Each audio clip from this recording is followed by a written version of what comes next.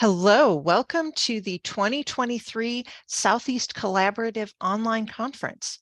My name is Tiffany Hayes with the South Carolina State Library, and I will be your host for this session. This event is supported through funding from the Library Services and Technology Act through the Institute of Museum and Library Services. Please feel free to ask questions, make comments in the chat, interact with other attendees or with the presenter as we go along. And you can always ask questions also in the Whova app during or after the presentation.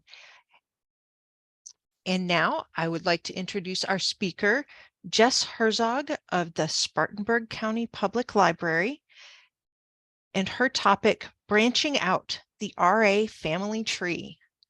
Jess, go ahead. It's all yours.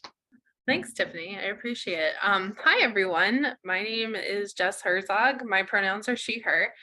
And welcome to a topic that I love to talk about and could probably talk about for hours, days, weeks, months, years, and people would probably basically just walk away from me. I could talk about this forever, which is Reader's Advisory. I have been doing Reader's Advisory for close to 13 years now. And I've worked at Spartanburg for almost 14 years, which is wild to think about. But I've been doing Reader's Advisory for quite a long time. I don't know if I feel confident calling myself an expert. I don't know if anyone can ever truly be an expert in Reader's Advisory, but I'm willing to give it a shot at the very least. The biggest reason that I read, which is something for all of us to be thinking about as we're going along, I like to read because I like a challenge. I want things that are going to challenge my worldview. I want to read stuff that is going to make me think about things differently and reconsider what my perspective is on something. I also like puzzles. I love mysteries, even though I'm terrible at them and can never figure them out. Anything like that is really the reason I read and what I enjoy most about books. So my favorite book of 2022, which I will be referencing a couple of times throughout this presentation, is called Didn't Nobody Give a Shit What Happened to Carlotta by James Hannaham. If you haven't read it, you're looking for something that is funny, irreverent, really wild, extremely creative from a writing perspective and from a narrative perspective, that touches on what it's like to be a trans woman in society, the wildness of a 4th of July weekend in Brooklyn, and the prison system. This is the book for you. It's a real combination of things, but it's highly entertaining. It's very smart. Anyone who's ever read anything by James Hannaham can tell you that you're in for a really creative ride and a really fun ride. So that was my favorite book of last year. I will say that with Reader's Advisory, the hardest part is always going to be knowing that it's never going to be perfect. I can't accept it. I try to accept it. I can't completely, but I have to know that every Reader's Advisory interaction that I have is probably going to be less than perfect simply because I'm a human dealing with another human. Unfortunately for us, we're not perfect, so we kind of have to live with that and figure it out as we go. However, the best part of Reader's Advisory on the flip side of that is the relationships that we get to build with our patrons. Some of my favorite all-time patrons that I love so much and I see maybe once a week or once a month are Reader's Advisory patrons. They're amazing people. Reader's Advisory is really a great way to build trust with your patrons. And if you can build that trust, they're going to come to you over and over and over again for the rest of their lives and for the rest of your life, really. So it's a fantastic thing. And you get a bond that's different than any other, I think, with Reader's Advisory. What I like outside of Reader's Advisory, sandwiches, number one. Number two is my horse, Max. This is him in the photo. He's my favorite little buddy. He's such a sweetheart. He's almost 18 years old and I absolutely love riding him. I love caring for him. Tiffany's been a big supporter of Max, which is so wonderful, but he is a thoroughbred and he is a sweetheart. And his favorite snack is a Chex Mix, but he also will eat potato chips, carrots, onion rings, blueberries, and just about anything you put in front of him. He does not read though, and that's okay. I read to him sometimes. So we're here to talk about Reader's Advisory and we'll eventually get to the family tree, but I've broken this presentation up into a few different parts, 4 to be exact. Ignore that 5th part that says questions, because you guys can keep asking questions in Whova the whole time, and I'll be answering them as we go. First things first, we're going to talk about Reader's Advisory itself and how it's a bit of a silent service that we provide in public libraries. It's a bit different than a lot of our core services because we don't really promote it. Then I'm going to talk about how the RA family tree came to be here at SCPL, what the tree is and how it works, and then eventually we'll get to the point of the worksheet, which is something that we use here at the library to start digging into our own motivations as readers, because probably the hardest thing to do is Reader's Advise yourself.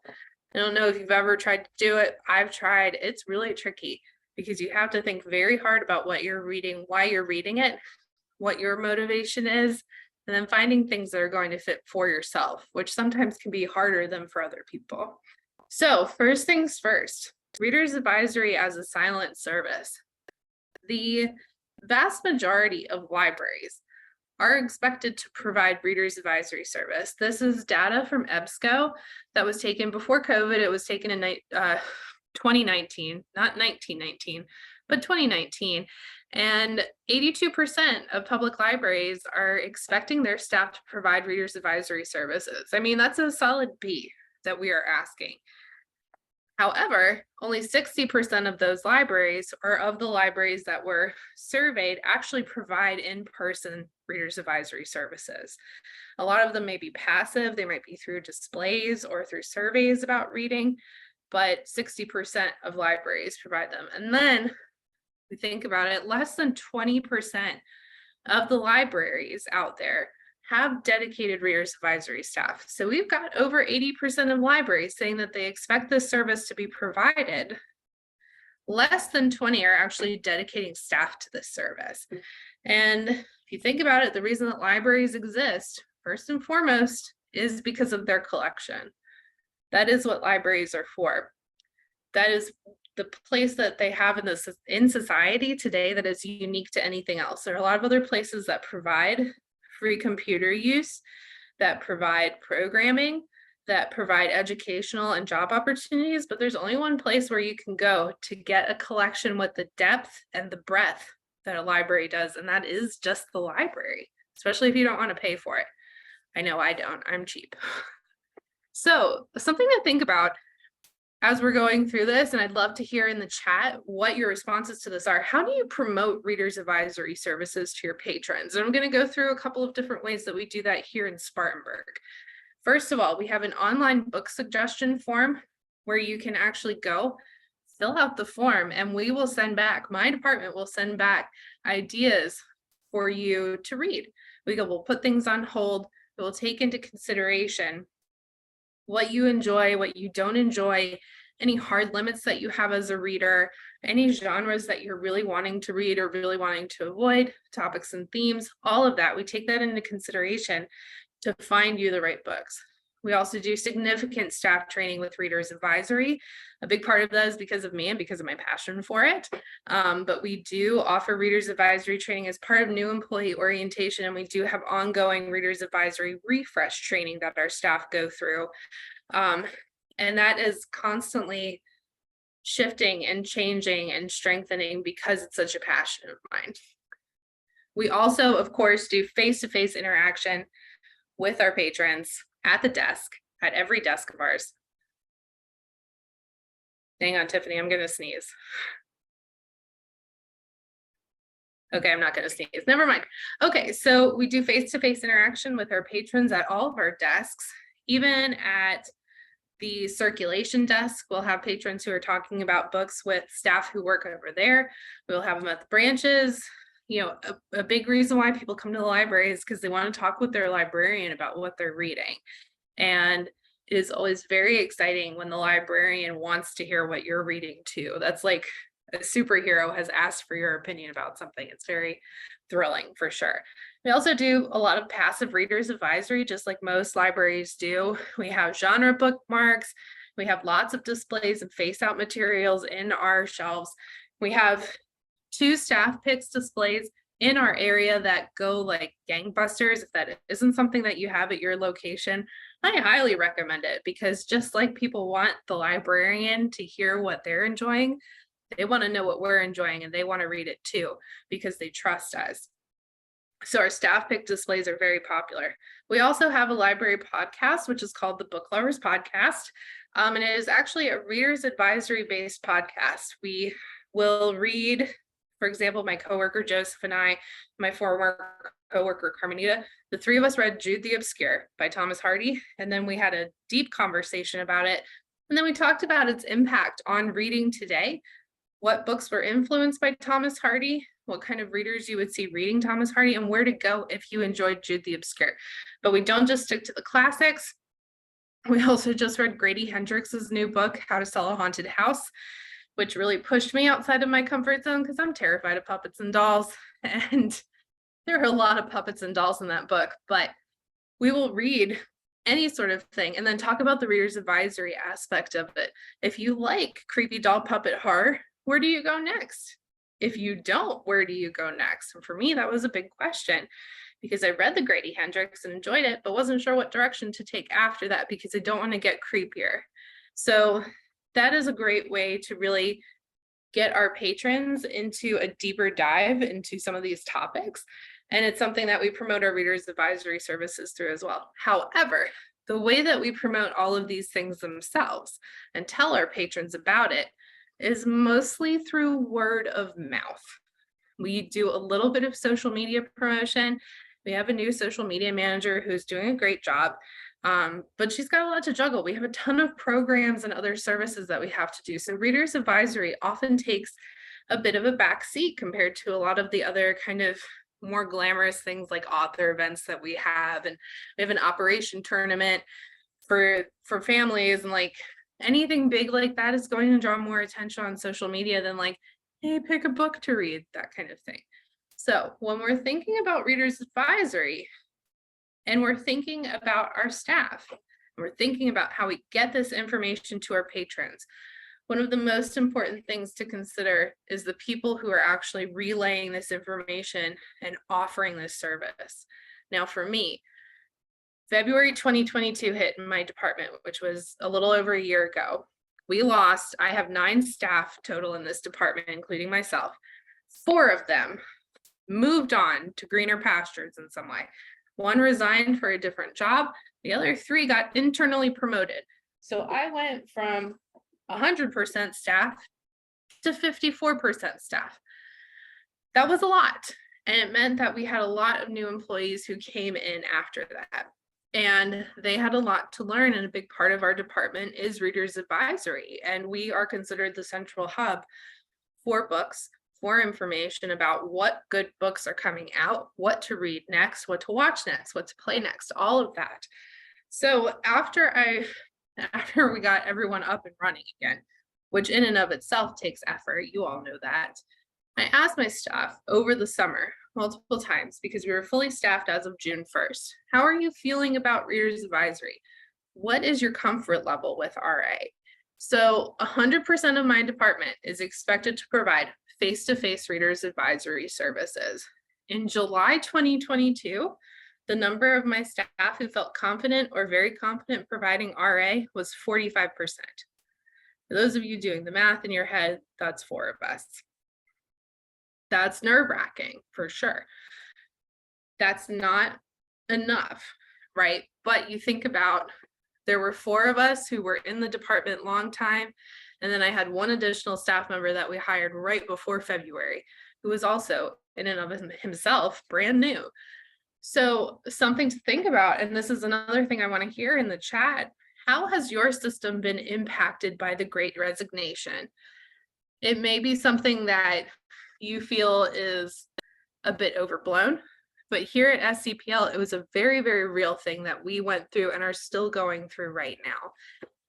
We had dozens of staff who resigned or retired or moved on for greater things during and after the pandemic.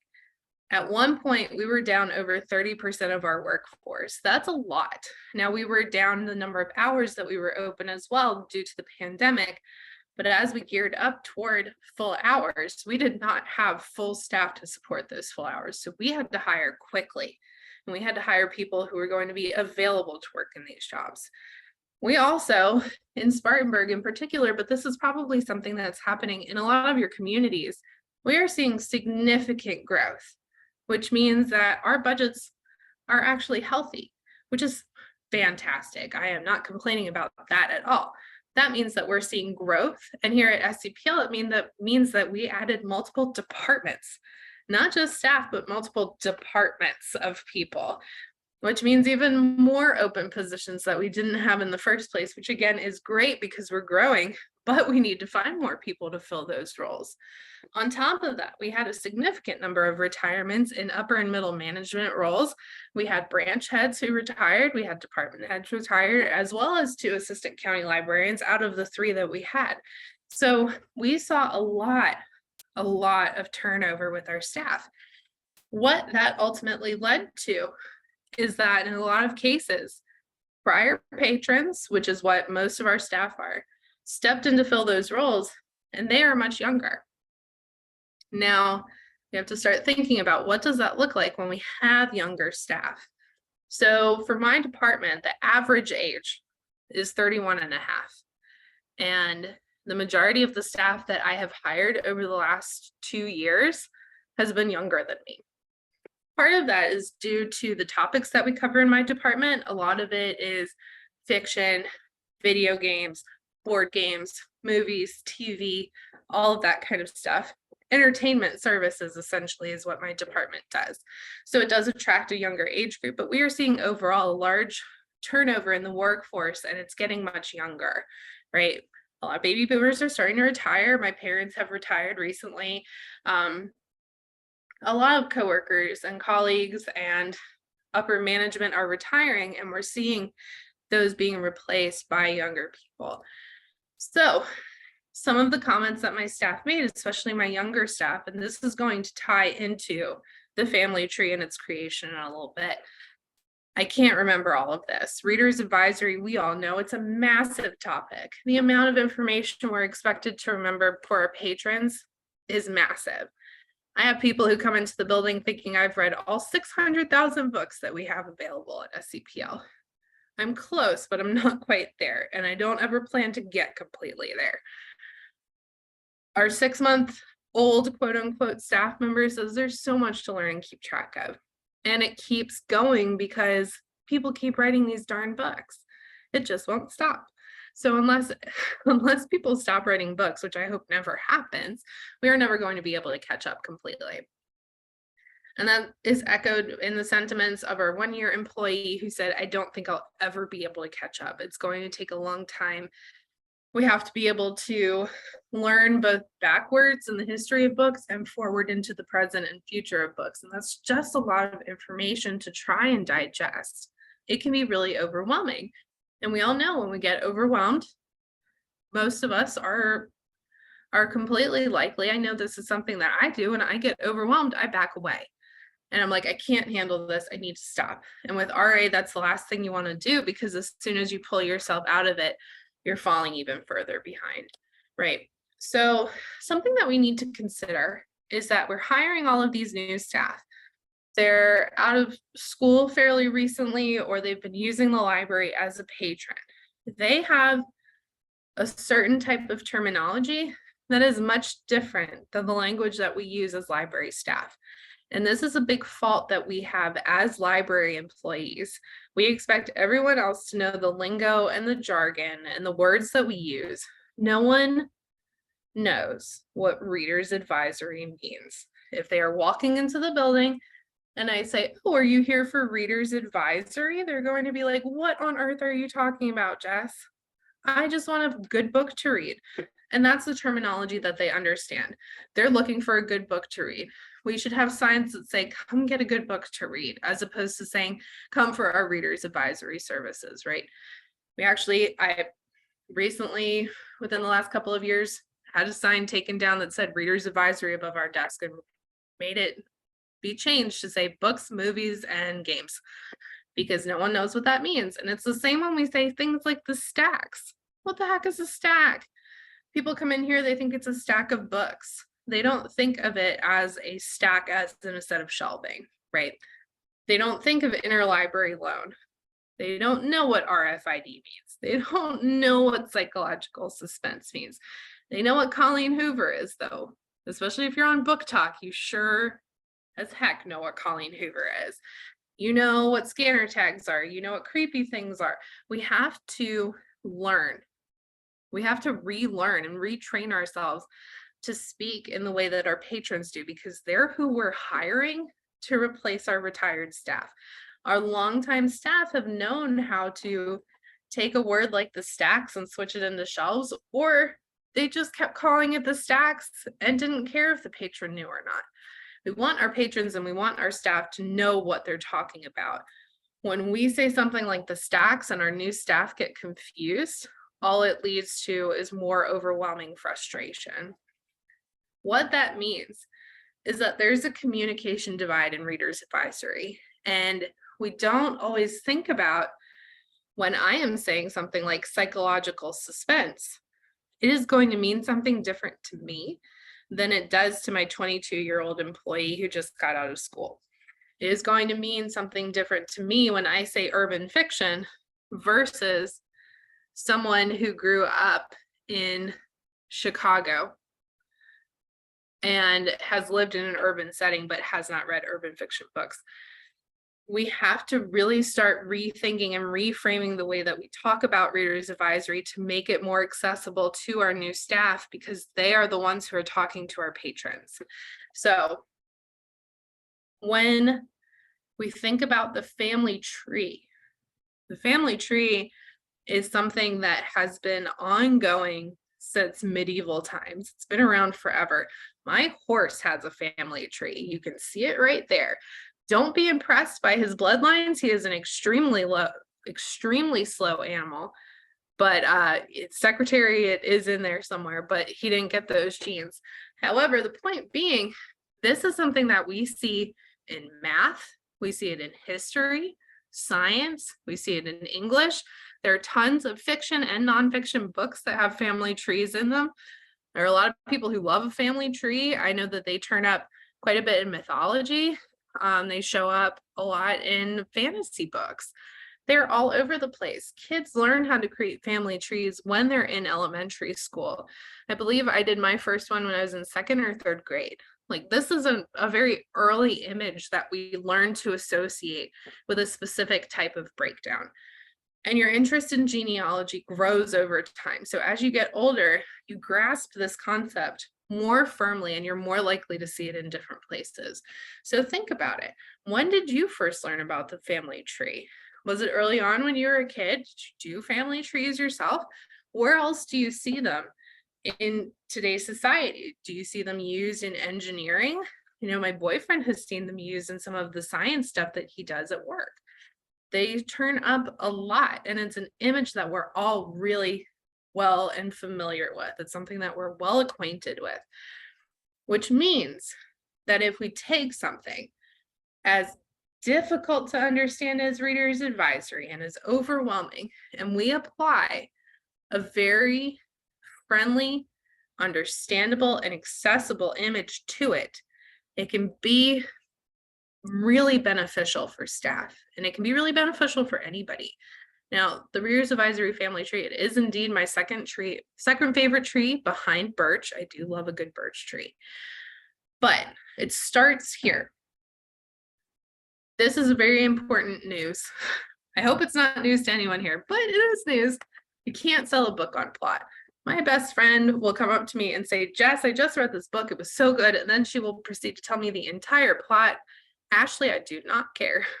Do not tell me the plot of this story. It's not going to make me feel good about reading it. It ruins everything, right? It takes the wind absolutely out of the sails, right? So Nancy Pearl, the famous reader's advisor from Portland, Oregon, she says we need to start thinking about what it is about a book that draws us in rather than what the book is about, right? What is it that hooks you? What is it that you as a reader are hoping to accomplish, and how is this book going to help you get there? That's the thing that we need to think about. And we need to reframe the way that we talk about that. So here's this wild family tree that I came up with. It is not the prettiest thing on the face of the planet, but it is absolutely functional. And you will see the finished version once I'm done going through what all of this looks like. But what you can see, generally speaking, is that we've got these four major grandparents up at the top. We have a bunch of kids below that, and then grandchildren at the bottom, all these little themes that we see popping up. And we will go through each different generation one by one and break down what that means. So to start with the grandparents, this is your goal as a reader. What is it that you want? Do you want a challenge? Do you want to feel something in a safe way? Do you want to feel like you are on a roller coaster ride? Or do you want to feel like you're there? Do you want a mood? Do you want a vibe? Do you want to like be in a thing? There are these different reasons for reading. And so we have to break down first and foremost why it is that we're going to read and what is the goal of the reader. So think about it. Are there any of these that you avoid? I will say for myself personally, I am not an emotional reader. I do not want to feel things. I am not interested in accessing my emotions, which for anyone who knows me that is in the session, you can tell in the chat, you can tell them all. That is definitely not something Jess is interested in. And we're all different. There are a lot of people who will avoid the intellect genre. There are a lot of people who don't feel like fast-paced things are for them. So it's just as important to know what you're interested in as what you're not interested in, both as a reader and as a reader's advisor. Now, grandparents, the big grandparent, they have, just like with humans, there's the oversight of the parents. They're happy to help, but generally speaking, they are a bit limited in what they can offer in terms of help. Just saying that you want an intellect book isn't enough information for us, right? Just like my mom and pop were happy to send me back home after a weekend because they didn't want to do that full time. Not every grandparent is like that, of course, in humanity. Not every grandparent is like that in Reader's Advisory, though, but it is a general overall, an overview of the perspective of what the grandparent is. Now, if you start out with a grandparent, you're more likely to see that you have a lot in common with the other parents who fall under that grandparent. So for example, seeing multiple things fall under the intellect grandparent, you're more likely to bounce back and forth and read among those genres. Now, grandparent motivations, fully librarian terminology. When we say to a patron, oh, I think the intellect grandparent would be great for you, they have no clue what the heck that means. And I don't blame them. They would be deeply confused as to why you're talking to them about their family, right? Unless they've already brought up their family, which some patrons do, but that's a different conversation, a different session completely. However, when we look at the parents, right, they're related to the grandparents. Just like we've all got grandparents, we came from them. We have parents, we came from them, for better or worse.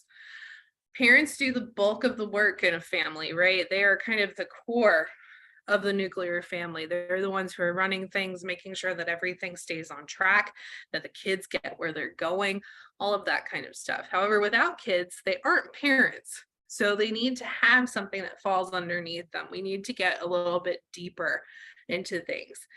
Parents are the main way that we identify a family, generally speaking. Think about your last name. It's the one of your parents, most likely, until you get married, and then maybe you take someone else's name, but that's the name that came from a parent as well, right? They're the cornerstone of a large group, especially if you've got like 7 kids. The parent is the one that you really need to go to.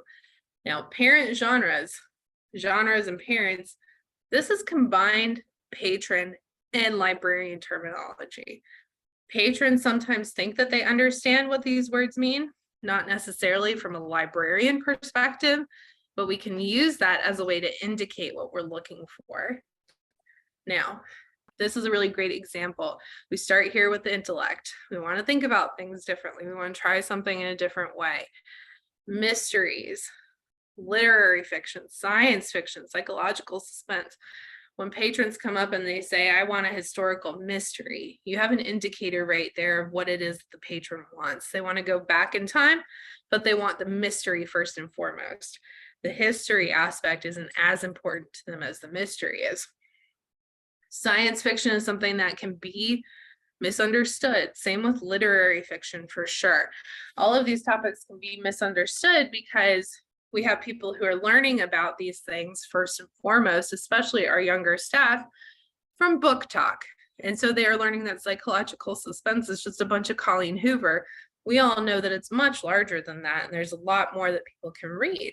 So it's up to us to say, oh, you're reading Colleen Hoover, so that's psychological suspense, but let me show you why. And then we can dig into what it is that you like about that and figure out if you're wanting more or less. It's very similar for the emotion group, for the emotion parents. We're looking at humor, horror, feel goods and cozies, and then romance here. Romance and horror, they're two sides of the same coin. Does it go well or does it go poorly? And then is it romance or is it horror? I'll let you guess which way each one goes. Horror is pretty easy to identify, so is romance. Feel goods can be a little bit different. They're a little bit wacky because they don't necessarily fall under one specific topic or plot driven aspect, but the goal is still to feel a certain way, right? And to get at those emotions in a certain way. You want to feel warm, you want to feel cared for, you want to feel cozy, you want to feel safe. What books are we going to be able to give you that will fulfill that goal? Adrenaline, fast, fast, fast. We all know somebody who loves James Patterson. My mom, she loves James Patterson. And so she loves these books. Thrillers, suspense, and adventure. It's all about the speed. It's all about the pace. Want to go fast. Now with suspense and thriller, patrons might come up and say, I want a thriller, I want some suspense, and don't realize that those are two different things. We have to be able to parse that information that the patron is giving us and what they've indicated to figure out, are they wanting suspense or are they wanting a thriller? Are they wanting an everyday person or are they wanting someone doing their job? Or are they trying to find a magical thing or a special thing? And that's when they're going for adventure. Atmosphere, it's all about feeling like you're there. This is where rules have to work. And for patrons, oftentimes, if you're reading historical fiction, that means you're a little bit more likely to read Westerns. If you're reading urban fiction, we might be able to work you into some urban fantasy, right? These kind of wiggle back and forth, and it's the same for the other parents as well. If you are into horror, you might be into romance. It's just the truth. If you're into sci-fi, you'll probably be into mysteries because it's all about putting things together in your head. And here is where we see that it's got to be about the world. It's got to be accurate. It's got to feel real. The laws of magic have to be right in fantasy. You can't have like Harry Potter and all these wands and then someone comes in and wiggles their nose like Bewitched and makes something happen. The laws of magic have to be consistent, right? And it's the same for all of these. They have to be consistent. Now, we've seen the grandparents, we've seen the parents. Our next step is to take a look at the children. Now, children behave on their own way, right? We have to talk to kids on their level, not ours. That is something that I have a real trick with, but boy, kids are so much fun. They are incredibly enjoyable because they have their own language and their own way of talking. And this is where we see patron terminology come into play because patrons have their own language and their own words. We have to figure out how to take our words and make them fit with what patrons are going to understand, right? Just like we as adults have to do with the kids. Kids aren't going to understand if I start talking about Reader's Advisory, but if I say, I'm going to find a book that you're going to love, they are much more likely to understand where I'm going. Now, with the intellect grandparent, we drop all the way down to the children. This is where we see things like riches to rags. That's terminology that people understand. Things like succession with family infighting, unhappy families. We see that all the time. How done it's, who done it's, rural police. People love rural police. I feel bad for all of the inspectors out there who always have their vacations interrupted, but it happens a lot in books. These are little white flags that our patrons put up when they're talking about the things that they like that indicate to us that we're seeing a message for a certain genre that we can start to reach into and help patrons find stuff. Emotion is a similar way. Horror, of course, the big one is talking about Final Girls, all of the different Final Girls books that we see. Grady Hendrix is a great example. Romance, we have Happy for Now. We have happy families and unhappy families. We'll see all sorts of different stuff within humor, laughing through pain. Celebrity memoirs are a big one. That's where we see an indicator of humor as well. Haunted houses, soft and fuzzy, fuzzy and warm, warm and funny. So those are things that help us figure out, are we wanting a cozy or are we wanting something that's more humorous? You've got to start looking at the details of the things that are being told to you by your patrons to kind of break that stuff down. With adrenaline, where very often it's like, is it about the job or is it not about the job? If it's about the job, then you're looking at one of the first two. If it's not about the job, then you're often looking at suspense. If it's like On the Run, I've Been Framed, we've got Forbidden Love here. That's where you would see romantic suspense, especially. That's where we're looking at like those average everyday people who have been thrown into a situation and they have no idea what to do. Whereas with the others, these are people who have the money and the resources to go after a problem and figure it out, right? Now with atmosphere, this is where things get really fun. Dragons. Dragons is the big one. And if someone says dragons to you, you're probably working within the world of fantasy, most likely, even if they don't know that that's the term that they need to be using. Saying something like church drama and backstabbers. That's often where we'll see urban fiction come into play. And with Westerns, there can be indicators of historical Westerns like ragtag gangs and exploring the West, or you can have something like modern West, which is someone like C.J. Box, for example. And with historical fiction, there are tons of these little indicators, like I want to go from the past to the present. I want to read about the royals. I want to see what life is like during the war. And then it's like, well, which war? And then we know what kind of historical fiction we're working with. So something to consider here, you're probably thinking, well, but Jess, there are a couple of things that are missing. That's because not all genres are genres. Just because a patron has learned over the years or a staff member has learned over the years that something is a genre does not mean that we within the world of librarianship take it into consideration as a genre, and there's a reason for that. Now, y'all may have noticed at the beginning of the family tree, there was that one goofy little clown. That's your step cousin. I can do that because I'm a step cousin. I am the one step cousin for like 400 people. And so I get to be the clown in the family tree. Step cousins are your attributes. These are things that are not genres because you could see them in a number of different genres. It doesn't matter what they are. They are specific to an author or a character or the content, most likely. So Christian fiction is the number one example. That's something that's very popular here at SCPL, something very popular at a lot of Southern libraries.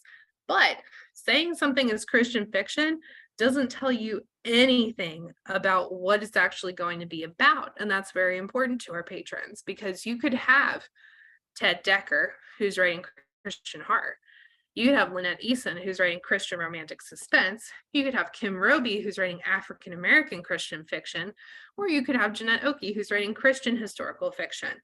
These are all different. We have Christian romances. We have Christian comedy. We have Christian literary fiction. Like it goes all over the place.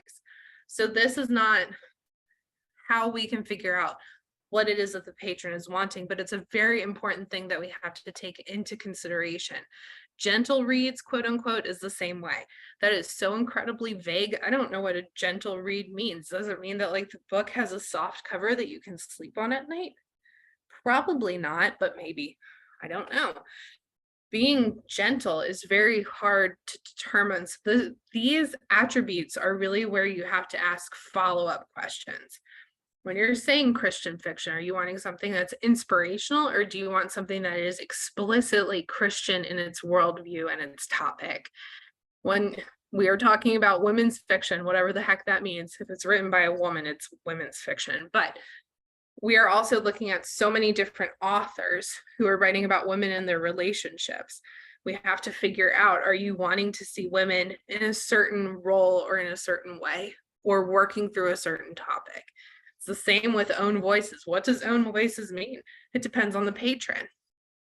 All of these attributes, if you see that, that's an indicator that you need to ask follow-up questions if it's something that a patron has highlighted. The other two big attributes would be graphic novels. Graphic novel, I mean, it just means that it's been drawn.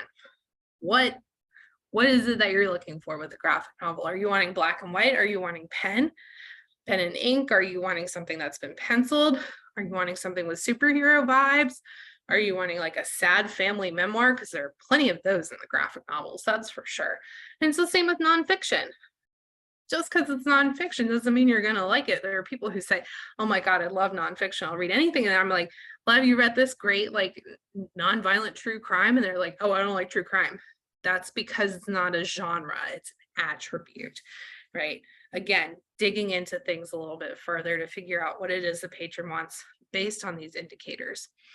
So think about it, aside from Christian fiction, because we all know Christian fiction is asked for a lot. What are some common attributes that you see requested at your library? Tell me in the chat. Now, this is what the original family tree looked like. Again, I am a librarian. I am not a graphic designer. And if you didn't realize that based on the family tree, I don't know what to tell you. But I'm very lucky that I have a great coworker named Kalisha who is very skilled. And I am proud to say that she is excellent because I hired her originally. She's one of the people who just left me in February of 2022. But long story short, this is the artwork that she had to work with. Fast forward to a few months later in September, and this is the beautiful thing that she came up with because she is talented with no compare. I could never have done this. I like hand drew with some crayon on a sheet of paper and was like, Kalisha, what can you do with this? And here's what she made. This is one of the documents that you can find under the session in Whova, so feel free to click on it and take a look at it. There's a lot of additional information, but it essentially breaks down the family tree in a readable way. And this is just the first round. We will, I'm sure, be tweaking it as we go, but this is something that's very helpful for staff when they're kind of stuck with something because it's a big poster. We have them hanging on the walls and you can go to it, take a look, and it helps guide you very easily. Now, after the development of the family tree, I went back to these 3 staff members and said, what do you think? And after they looked at it, they said, it's so much easier. This makes so much more sense. I can actually follow this and so can patrons. And that's really important to think about because if our staff can't follow it, we can't expect our patrons to follow it. And we want our patrons to be able to follow the education that we're giving them, especially if it's about something fun. We want them to be able to understand it really easily. And that is something that the family tree has provided for us. Now, if you remember the stat, the amount of my staff in my department expected to provide face-to-face readers advisory services is 100%, right? All of us have to do it, all 9 of us. Now, we are at 88% comfort level of providing readers advisory services due in significant part to the readers advisory family tree. And I feel like I can call that a success. We have 1 new staff member who is still figuring things out. It's a lot of information, of course, to digest, but that person is getting there for sure and feeling more comfortable with readers advisory than they were when they first started. But the readers advisory family tree has done a lot to help move staff forward in terms of their RA conversations with patrons. Now, the last thing that I have is how to actually use the family tree and how to figure out readers advisory to restructure our own thinking to help our patrons better. Because like I said, how many of us have been working in libraries for a long time and it's just automatic for us to say the stacks. It's automatic for us to say RFID. Patrons don't know what that means, right? So reframing our readers advisory mindset helps us because 1, the way that we think is not the way that readers think. We all know that. When I'm at home, I don't think like a librarian. I think like some loaf on a sofa, really. That's the way I think. I think as minimally as possible. Using librarian using librarian terminology, as we know now, confuses both patrons and new staff.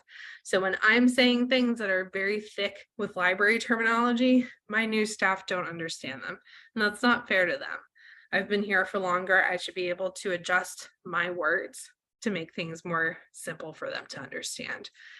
Now, when we start at the end goal, which is finding a book, we neglect the start goal, which is to fulfill the motivation of the reader, right? If I'm out here and I want a book that is going to challenge me, just going out to the stacks and finding me a book neglects the fact that I want the challenge. If someone comes back to me with a historical romance, I am not buying it, right? The last thing is that reframing the reader's advisory conversation to think about motivation first with patrons gives new staff breathing room to talk with them about that motivation before getting into genre, which tends to be where they get the most confused because there's so many options. So you look at the family tree worksheet. This is also one of the documents available through the Whova app and the setup on the computer.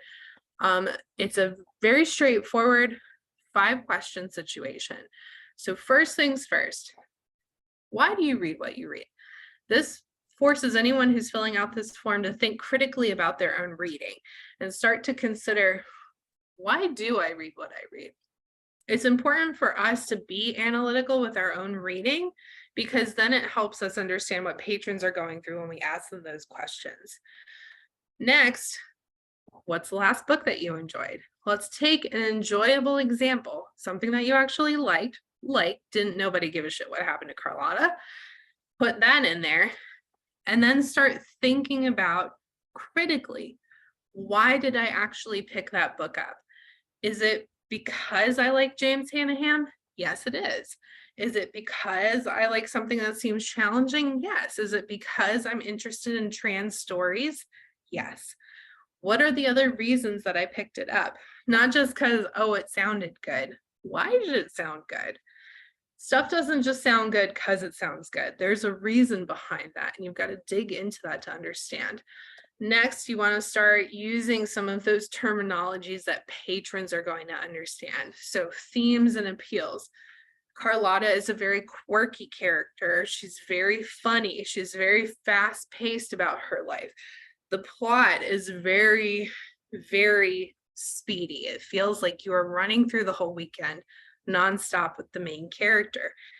It is very plot driven, but also character driven. We're going to see a lot of quirky characters along the way. It's a bit like an Odyssey in a certain perspective. You know, these are the words that patrons are going to be using and the way that they're going to understand the way that books are described. So those are the ways that we want to start building our perspective about something that we've read as well, so that it's easier for us to describe those materials to patrons when they come asking about them. Last, take those themes and appeals and say, what would actually match with those themes and appeals in terms of genre? So we have here in number 4, we're thinking about the children, and then we're moving up to the parents, right? And that very first question is when we start talking about grandparents. Why do you read what you want to read? Because of a challenge. What kind of themes? Quirky, curious characters, unconventional writing style. And we take those and say, well, what's in the DNA there? And the DNA there very often for this kind of stuff, especially for didn't nobody give a shit what happened to Carlotta, would be literary fiction, right? So that's how we kind of tie all of those things together. And if we say, okay, we're looking at literary fiction, we are looking at quirky characters in an unconventional writing style, we are looking at someone who has challenge as a motivation, we have funneled everything down and we can say we want to be in the area under literary fiction where we're looking at unhappy, ridiculous families who are quirky and odd and saying, where can we go from there? And that really helps zoom things in before you start digging into a book.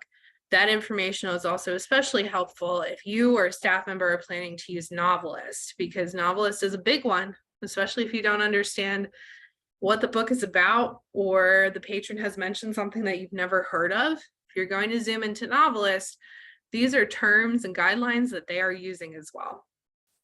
So that is roughly the end of what I have to say. Please, any questions, any other conversations or thoughts, feel free to drop them in the chat. After this, if you still have questions, you can contact me through Whova, or you can feel free to email me, give me a phone call. If you're in Spartanburg, we'd be happy to have you. You're welcome at the library anytime. Thank you so much for having me. This has been a great experience, and I'm very excited to see what the world of Reader's Advisory looks like even a year from now, let alone 4 or 5. Thank you, Jess. We're glad you could be here today, and thank you everybody who has attended the conference. If you have any other questions for our presenter, there's her contact information right there, or you can talk to her through the Whova app at any time. We will be providing an evaluation, so look for that. And we would love to hear feedback about this session and about the conference as a whole. Have a great afternoon.